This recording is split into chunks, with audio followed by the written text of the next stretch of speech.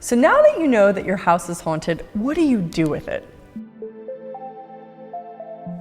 So the first thing you need to recognize is that when a house gets haunted, it's not necessarily a bad thing. It's just like a super common thing that occurs. Now, you can have a house that's haunted with an entity that has nothing to do with you personally. So this can be, for example, somebody that died in the house, or somebody who built the house, who has the point of view of this is my house. So those are some examples of how a house gets haunted when it doesn't have to do with you personally. Then you can also have a house be haunted that does have something to do with you personally, meaning you can have an entity coming into the house because it wants to talk to somebody who's living in the house.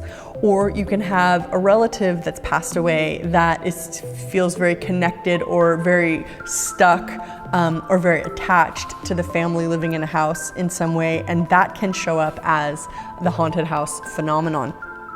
And so you have to recognize that houses can get haunted from both places, the impersonal place and the personal place. And depending on which is going on in any particular house will depend on what tools you use. So when you have a house that is haunted with non-personal entities, I actually think that's the easiest one to handle. You just have to talk to the entity. Now, I know that that is advice that is not normal, but it's incredible how when you start to opening up to having conversations with entities, what can occur.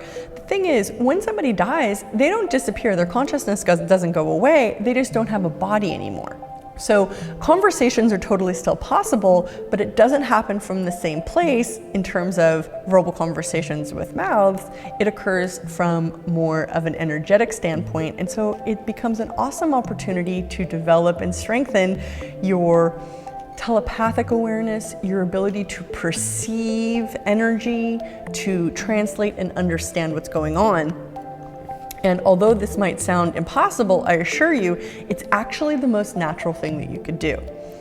How much point of view, how much judgment, how much energy do you use against you to pretend that you don't know what entities are saying?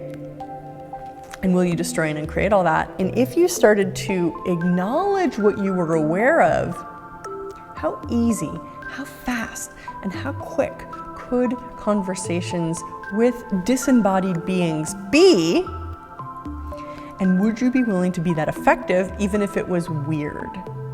So I hope you watch the next video on how to go farther into handling and dealing with clearing haunted houses with ease.